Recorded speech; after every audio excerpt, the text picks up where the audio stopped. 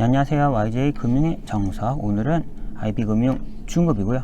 조금은 어려울 수도 있는 중급이고 주로 이번 파트는 기관 투자자, 인스티튜셔널 인베스터, 연기금, 공제회, 보험사 이런 기관 투자자들을 위한 지식들이라는 최상위 카테고리를 가지고 할 예정이고요. 그 파트 1으로 이제 포트폴리오 매니지먼트, 전반적으로 포트폴리오라는 거에 대해서 한번 말씀을 드릴 생각이에요. 포트폴리오. 그리고 이번 내용은 오늘은 지금 강의 소개, 이번 파트 1 포트폴리오 매니지먼트라는 부분이 어떤 식으로 내용이 전개될지에 대해서 대략 몇 개의 꼭지를 떼어왔고요. 간단히 그냥 어떤 내용을 이번 파트 1에서 얘기할지를 소개하면서 끝나도록 할게요. 네, 일단은 제일 처음에 할 거는 포트폴리오라는 건 여러 개의 자산이 섞여 있는 포트폴리오 효과가 감안된 포트폴리오를 말하는 건데요. 그러기 위해선 일단 한 개의 자산에 대해서 한 개의 자산의 리스크와 리턴을 얘기해야 돼요. 꼭 리턴을 얘기해야 되고요. 아마 리턴은 여러분이 생각하는 그 리턴이겠죠. 수익률, 수익 이런 얘기지만 리스크는 리스크 이꼴 열라 위험 이런 느낌은 아니에요. 위험하다는 단어는 여기서는 불확실성을 얘기해요.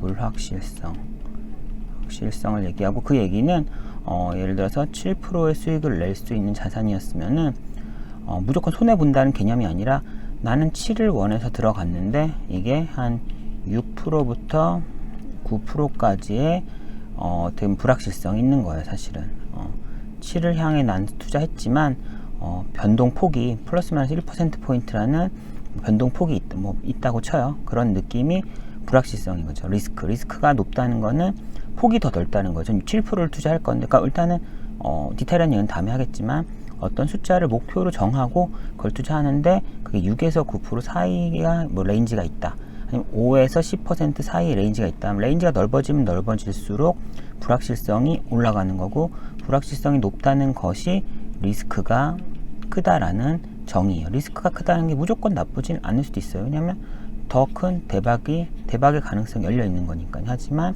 기관 투자자들이라는 일단 목표 수익률을 먼저 정하고 상품에 들어간다는 그런 의미에서는 불확실성이란 게 리스크죠. 내가 생각한 목표를 이루지 못할 리스크이거든요. 그런 느낌, 리턴, 리스크를 얘기할 거고요.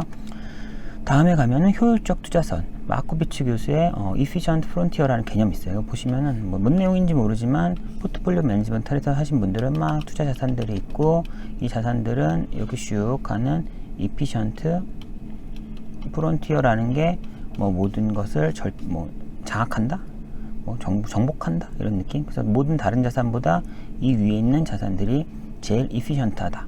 할 거면 여기를 해야 된다. 이론적인 개념이고요. 그래서 이런 얘기를 하면서 다른 자산들 중에서 어쨌거나 뭔가 가장 efficient한 자산이 결국은 정복한다, 모든 거를 결정한다는 이론적인 배경이고요. 요 배경 다음에 나오는 게 이제 CAL, Capital Allocation Line, 이거랑 SML이었나요? 증권 무슨 선? 이거랑 항상 전 헷갈렸는데요. SML? 맞나? 지금 그래서 결국은 가다 보면 이제 또 이론이 나오죠. 마코비치의 Efficient Frontier가 나오고, 이거 여기에서 리스크 프리한 자산, 여기가 리스크예요. 리스크고, 둘 다 R이네요. 리스크 리턴이면은 리스크는 빵이면서 수익률은 있는 이 무위험 자산과 이제 Efficient Frontier와 포트폴리오, 결국 두 개 자산이죠. 잠깐만, 두 개 자산이라고 했잖아요. 두 개 자산인데 여기 무위험 자산과 이 위에 어느 점과의 포트폴리오를 만든다 하면은 궁극적으로는 요 접점인 여기가 마켓 포트폴리오가 될 거다라는 개념일 거고요. 그래서 요 선 위에서 레버리지와 비중을 통해서 리스크 리턴이 결정될 거다라는 이론적인, 어쨌거나 두 개의 자산의 믹스를 통해서 나올 수 있는 1차적인 그런 이론적인 배경이 될 거고요. 그 다음에는 꼭지 Efficient Frontier 써야 되는지 모르겠지만 어쨌거나 이렇게 있을 때, 이번에는 기존에는 계속 상관계수가 1이었어요. 아까 여기와 여기를 했던 직선이 1인데 사실은 상관계수가 1이 아닐 경우, 얘는 0인가? 어쨌거나 상관계수가 1보다 낮을 경우에 두 개의 자산을 믹스하면은 직선이 아니라 어떤 약간 이런 더 효율적인 곡선이 나올 수가 있어요. 뭐 그런 의미에서 그럼 여기가 또 최저 뭐 상황에 따라서는 얘랑 연결할 수도 있겠죠.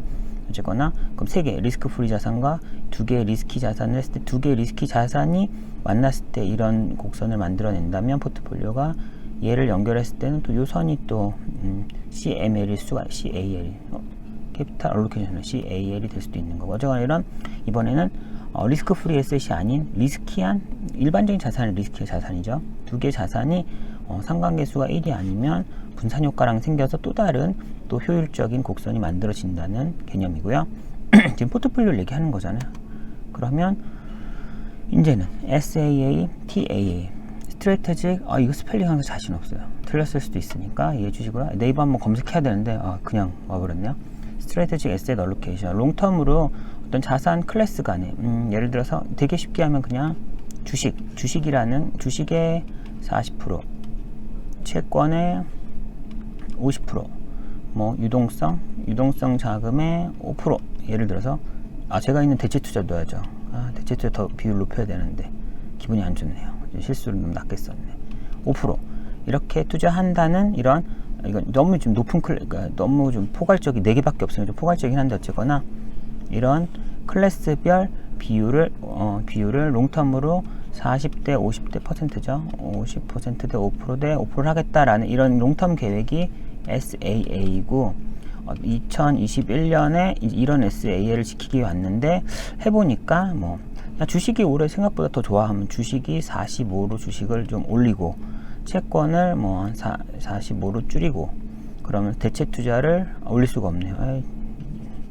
줄이면 되나? 45 못 줄이죠. 그럼 유동성을 2%로 줄이고 대체 투자를 7%로 올리고 기존 대비 원래 2021년의 계획은 이거였지만 그때 추정한 거 대비 시장이 조금은 더 다르게 변했기 때문에 해당 연도 베이스로 좀 숏텀 베이스로 추가 조정을 하는 게 TAA Tactical Asset Allocation 전술이죠. 전술 위에 게 롱텀이 전략일 거예요. 전략적 자산 배분, 전술적 자산 배분 그런 클래스에 대한 변화 이거는 이 안에 있는 디테일한 개별 자산을 좀 초월한 상위 포괄적인 카테고리적인 이런 변화고 이 안에서의 또 매니저는 직접 또 선택을 하든 투자를 하든 하겠죠. 그리고 SA의 중요성 이거는 사실은 엄청 옛날 거서 뭐 이따위 걸 봐 하는데 사실 사람들이 항상 이런 얘기를 해요. 항상 생각보다 뭐 자산 배분 SA의 자산 배분의 중요성은 사실은 자산 배분이 수익률의 뭐 90% 이상을 결정하고 매니저의 뭐 액티브 투자는 뭐 남은 잔여 10% 정도 뭐 어쨌건 전반적으로 결정한다. 그렇기 때문에 자산 배분이 무엇보다 중요해요 라는 말을 하지만 그게 어디서 나온 내용인지 뭘 보고 하는 건지 모르고 그냥 옆에서 누가 했길래 그런가 보다 하고 그래서 계속 하는 경우가 있어요. 근데 그게 신기하게도 1991년에 나온 논문인가요? 이게 논문인지 모르겠어요. 어떤 발표된 그런 뭐 논문을 근거로 해서 누군가가 말하고 그걸 다시 듣고 누가 말하고 해서 2021년인 오늘날도 누군가가 말하고 있지만 내가 뭘 보고 말하고 있는지 모르는 사람이 많은 녀석이고요.